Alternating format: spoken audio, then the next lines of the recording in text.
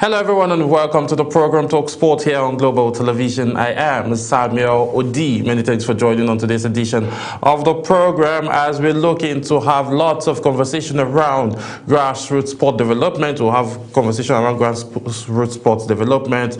We'll talk EPL, we'll talk Nigerian MPFL, we'll talk basketball, and also we'll talk La Liga because Real Madrid are backed up in the Spanish league table and then they are looking to run away with it. Arsenal tried, getting a 7-point gap if they had defeated Manchester United yesterday, but Manchester United said, not today. We will be defeating you guys right at the Emirates Stadium, and Manchester United were very victorious, winning 3-2 away from home. Manchester United are looking to be on a winning spree right now because they've had 2 back-to-back wins. Chelsea were also in the winning list yesterday, and they had their own 2 back-to-back wins as well. On the MPFL table and standings, we saw Nasarawa United upsetting Abia Warriors by defeating them 2-1, coming from behind in the Nigerian MPFL league. Like we always mention, the Nigerian league is getting more interesting, getting more competitive, and a win can come at any point, either home team winning or away team going away to defeat a team in their homes. We'll be having more of this conversation, and also it's been said that Niger Delta Games can produce future Olympics, and then we'll bring you all of those stories. And Nigerian handball team, senior men's handball team, lost yesterday, and also we'll be having conversation around table tennis as the draw for the ITTF World Championship will be coming up later today. We'll be going on a very quick break, and then when we return back, Talk Sport continues. When the final whistle blows, the real conversation begins. Welcome to Talk Sports, where the games doesn't just end, they are analyzed. From football to athletics, boxing to basketball, grassroots to the global stage, every sport, every angle, every story. We ask the tough questions, break down the tactics, and sit face to face with the voices shaping the game. Kamada. Bade, go! Expect insightful interviews, expert opinions, and unfiltered banter that keeps it real. This is where passion meets perspective, where facts meets fire, where fans, players, and pundits speak the same language. Matters in sports, we talk it. Talk Sports, in-depth, interactive, unstoppable. This runs weekdays, Mondays through Fridays, 10 a.m. and Saturdays, 2 p.m. only on Global TV, on DSTV channel 365 and Star Times channel 276. Yes, many thanks for staying with us. If you're just joining, this is Talk Sport and you haven't reached the thing now. The tip-off is up as Niger Delta Games says Niger Delta Games can produce future Olympians. This is coming from Chiedu Ebe, the chairman of the board of Niger Delta Development Commission, as he spoke of the future where talent discovery at the Niger Delta Games would be representing the country at international sporting events such as Olympics, Commonwealth Games, and all African Games.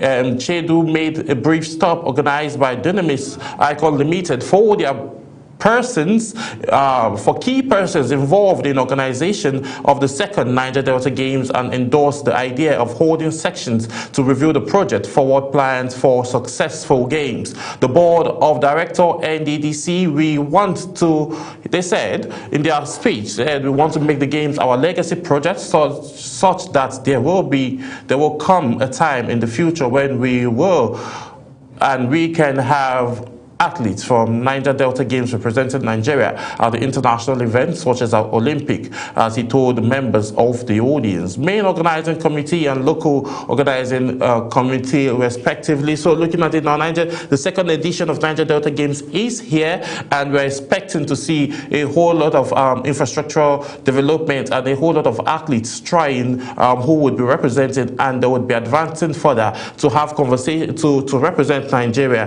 And again, there's something that is being introduced as well. We had a conversation with one of the key sporting administrators, Mr. Godwin, over the weekend, where he highlighted the fact that individuals, even if you're, for instance now, I'm from Ebonyi State, and if I live in Delta, in any of the Niger Delta regions, and then I wouldn't be representing that state I'm representing, I'm living in, I have to go represent for my own home state. So, meaning they were going to x-ray and make sure that no, boycotting of having individuals from different states representing different states, if you understand what I mean. So we'll be seeing a whole lot of those, and then a whole lot of technological innovations also will be at display at the second edition of the Niger Delta Games, and we are looking forward to, having all of these activities happen soon. And it's even around the corner. In the month of February, we'll be seeing all of these activities rolling in. So moving on now, Team Nigeria to train and camp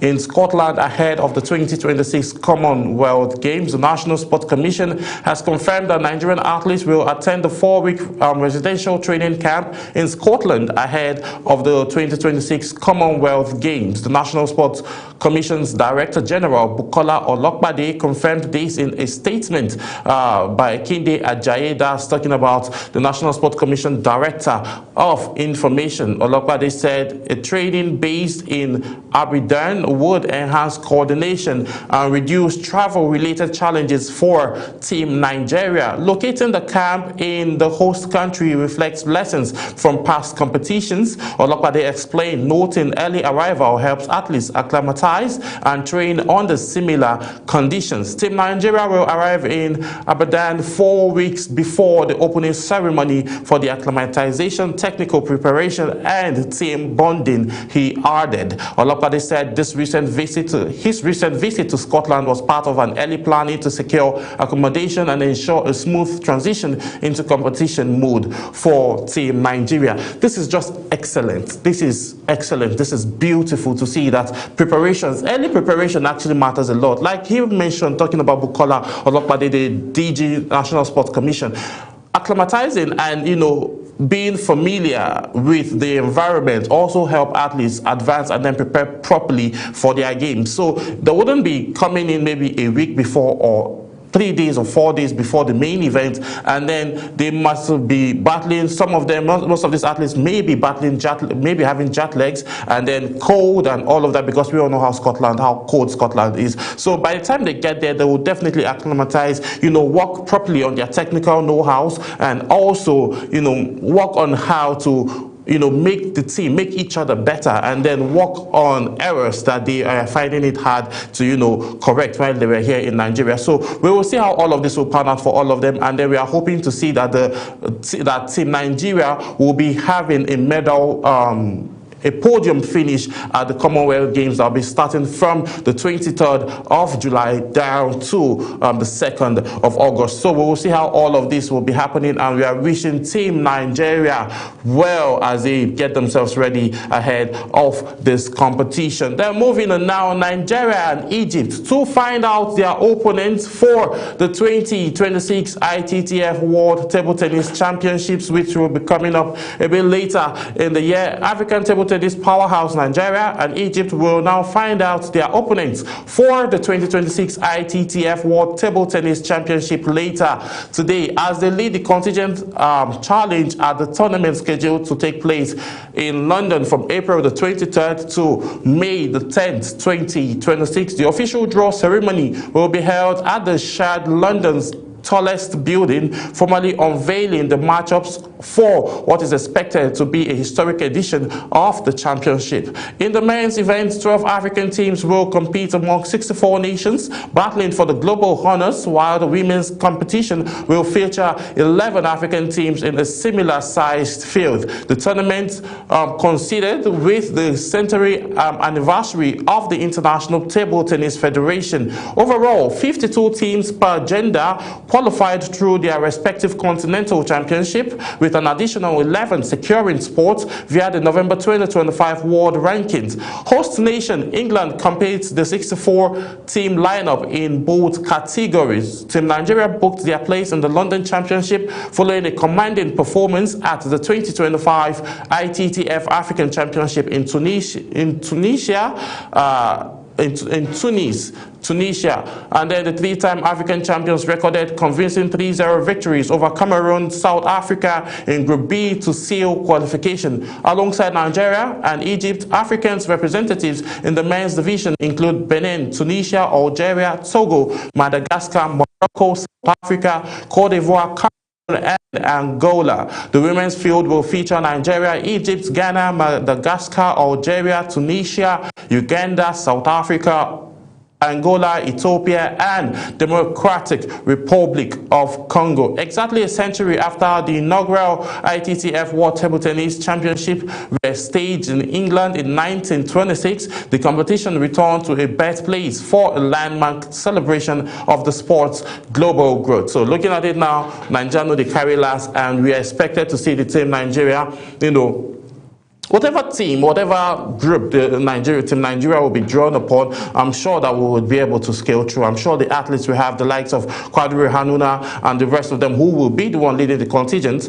of table tennis players for the championship that will be coming up on the 28th of April to the 2nd of May. We are certain that he will lead them to victory based on the fact that he is currently Africa's #1 table tennis player. So moving on now, not so interesting but still interesting. Angola beats Nigeria in African Handball Championship. That's talking about the African Handball Championship. Nigerians beat to continue their remarkable run at the 2026 African Men's Handball Championship. Suffered a setback last night as they were narrowly defeated by Angola in their opening match of the main round. The Golden Arrows, who had topped Group A with a commanding victory over Algeria, Zambia, and the host Rwanda, went down 24-27 at Kigali Arena, leaving their hopes of a semi-final berth and early qualification for the 2027 IHF Men's World Championship hanging in the balance.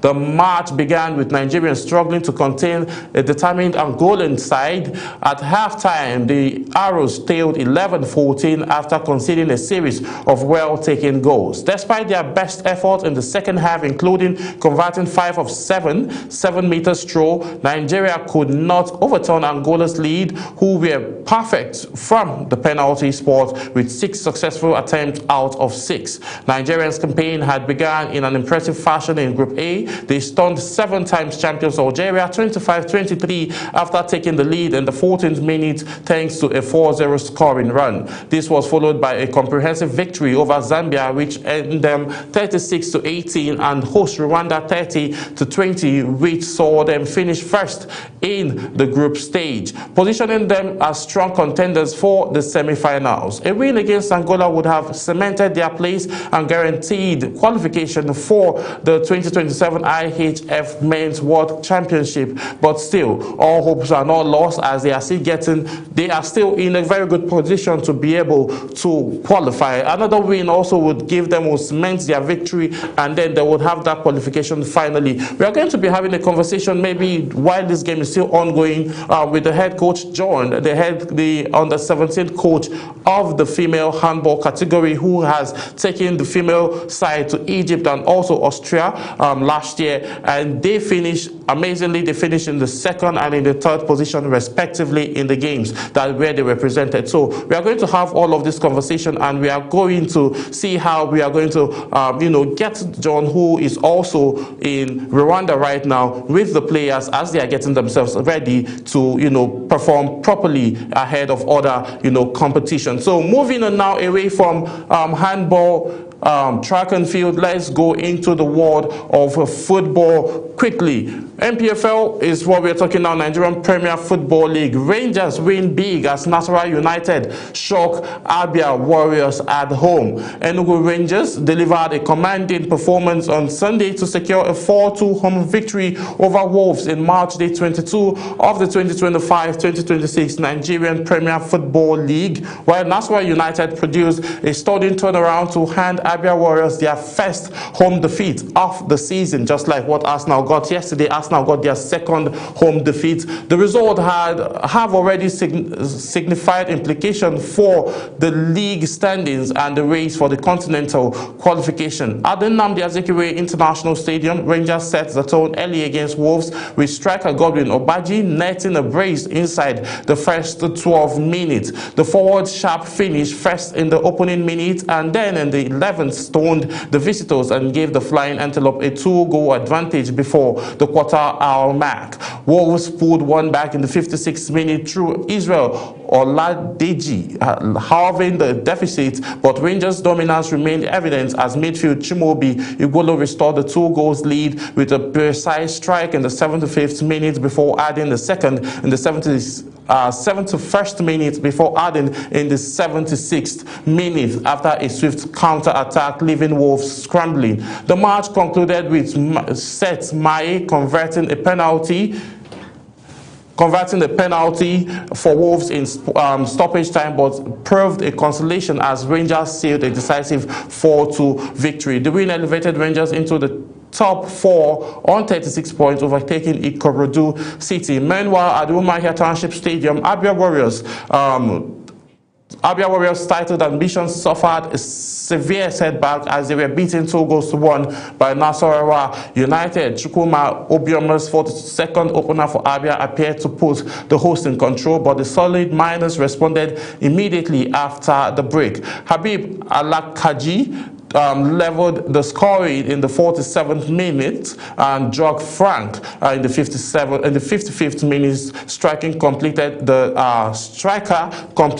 the turnaround. The defeat marked Abia's first home loss of the season, leaving only Rangers, Ikorodu City and Elkelemi Warriors unbeaten at home. Nasarawa United victory elevated them into the second place on 38 points, just 3 points behind league leaders Rivers United, who hold a game in hand against Kwara United. For Abia, the loss represented a major obstacle in their pursuit of the NPFL title, as their momentum at home has now been disrupted at a critical stage of the campaign. Elsewhere, Shooting Stars secured a 1-0 victory over Bendel Insurance in Ibadan, with Komar giving them the win in the 71st minute, ending the Oloyele's Warriors' rival 9 games unbeaten run. So looking at this now quickly, let me bring you the highlights of the game between Nasarawa United and Abia Warriors as they defeated Abia Warriors in Abia Township, Umuahia Township Stadium. Here are the highlights. Rejected that ball screen. Nice fake by Randall. The floater, though, deflected.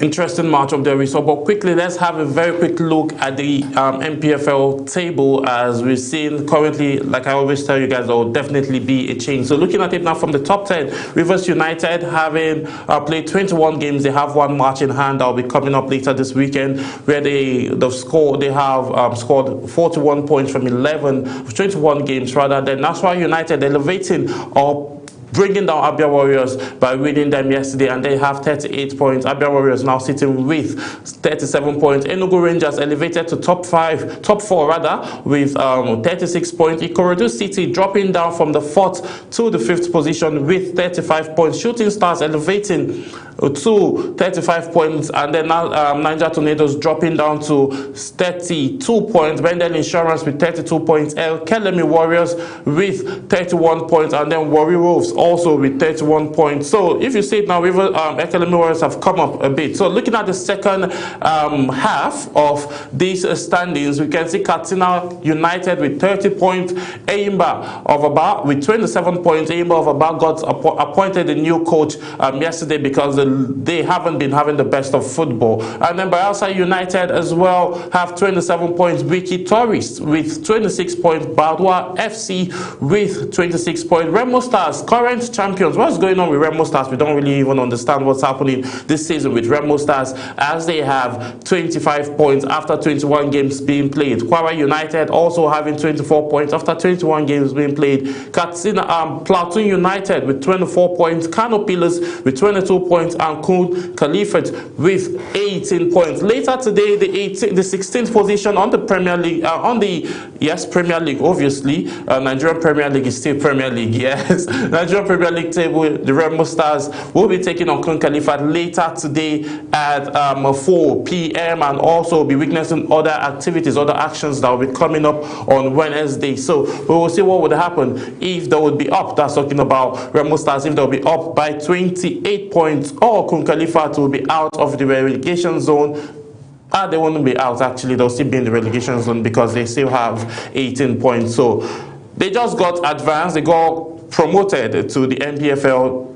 They don't have much experience playing in the NPFL, but we will see how this will pan out for them, if they will be able to, come out from the relegation zone. But we'll see how all of this will pan out. Plateau United, Kano Pillars, and Kun Caliphate, these are the three sides on the relegation zone currently. So we'll see how all of this will pan out for this said team. So moving on now, away from Nigerian Premier League, let's move to the English Premier Football League, as Aston Villa beats Newcastle. On this segment, I have someone in the studio here who will help us do most of the talking and do a little bit of analysis. He's a Chelsea fan, and then he will be helping us extract what the EPL has been looking like all this while, and what is to be expected moving on in this second half of the season. But quickly, Aston Villa beats Newcastle 2-0 to stay in title hunt. Aston Villa disclosed to win within 4 points of the Premier League summit with an impressive 2-0 win at Newcastle, while Chelsea climbed into the top 4 last night. Leaders Arsenal can stretch their advantage over Villa and Manchester City back to 7 points when they host, Manchester United, but that didn't really happen. Aston Villa were able to, secure a win for themselves. And they're looking at it now. Moving on, we're talking Chelsea quickly. Chelsea beats Crystal Palace 3-1 to boost top 4 push. Chelsea maintained their dominance over Crystal Palace with a 3-1 win in the Premier League victory away from home, marking their 18th consecutive head-to-head unbeaten match against the Eagles. Chelsea took the lead in the 34th minute when Gustavo capitalized on a wayward pass from Jed Carver, raced past Trick Mitchell and drilled the ball past Henderson. Despite Palace's effort to respond, Fernandez's header in his own box almost allowed Gustavo another chance, which he failed to convert. Chelsea extended their lead early in the second half. Within 5 minutes of the restart, Gustavo assisted Joao Joao Pedro, who cut inside Adam Wakefield and slotted the ball through Henderson's leg. So looking at this now, Fernandes then converted the penalty after covered handed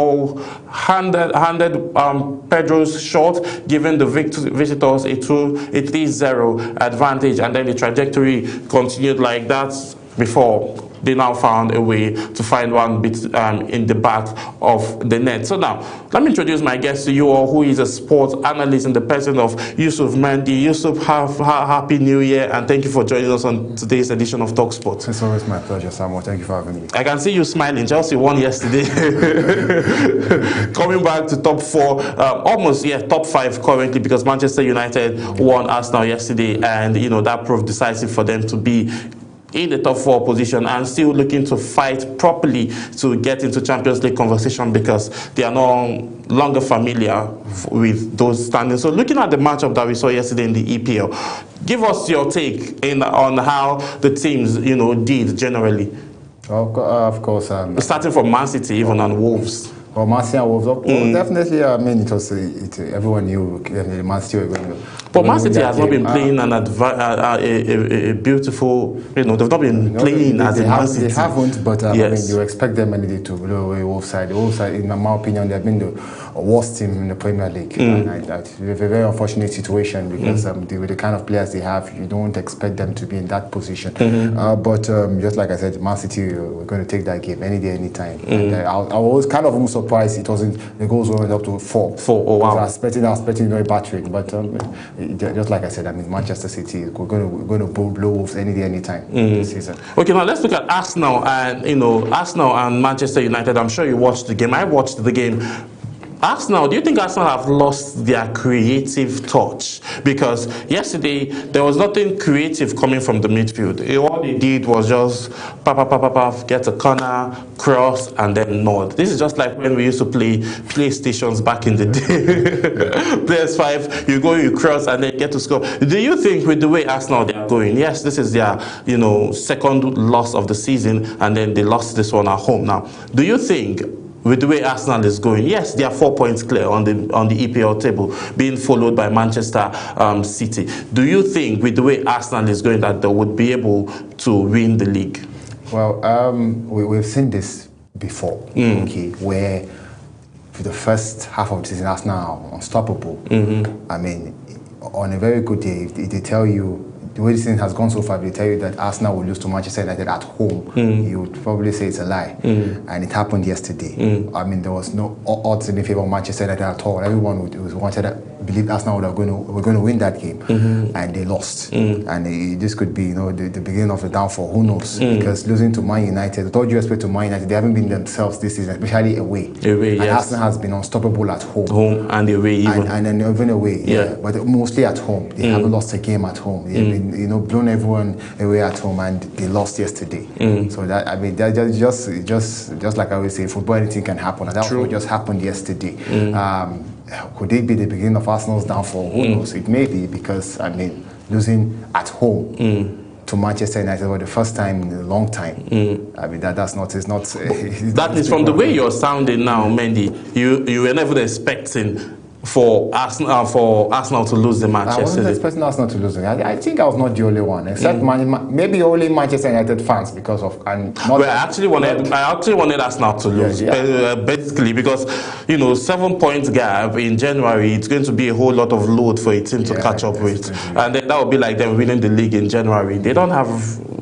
Okay, let me do the counts right now. But let's get a very quick look at the highlights of those games that happened yesterday between Manchester United and Arsenal, and also we'll bring the highlights between Chelsea and Crystal Palace, and then we'll still revisit this conversation and talk about the technicality of both teams and what Arsenal need to do differently if they actually want to win this trophy. So let's have a quick look of the highlight between Manchester United and Arsenal.